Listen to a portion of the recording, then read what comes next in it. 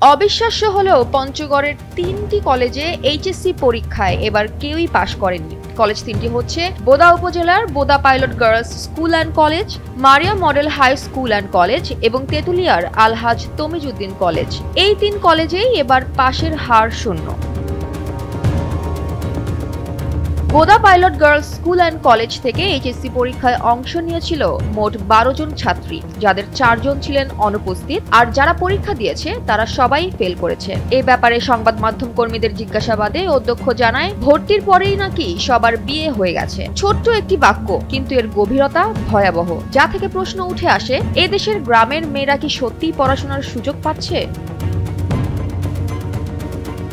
এদিকে অন্য ২ কলেজের চিত্র প্রায় একই রকম। মারিয়া মডেল স্কুল অ্যান্ড কলেজের কলেজ শাখা ১৪ বছর ধরে এমপিওভুক্ত নয়। এছাড়াও সেখানে পর্যাপ্ত শিক্ষক নেই, ক্লাসও হয় না ঠিক মতন।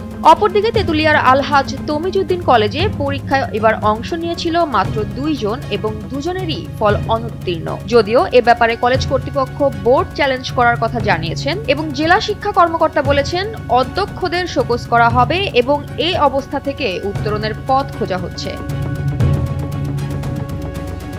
একদিকে মেয়েদের বাল্যবিয়ে, অন্যদিকে শিক্ষকদের সংকট। এই দুয়ের ফাঁদে যেন হারিয়ে যাচ্ছে ভবিষ্যৎ প্রজন্ম। প্রশ্ন থেকে যায়, যেখানে বিয়ে আগে সেখানে বই কিভাবে টিকবে?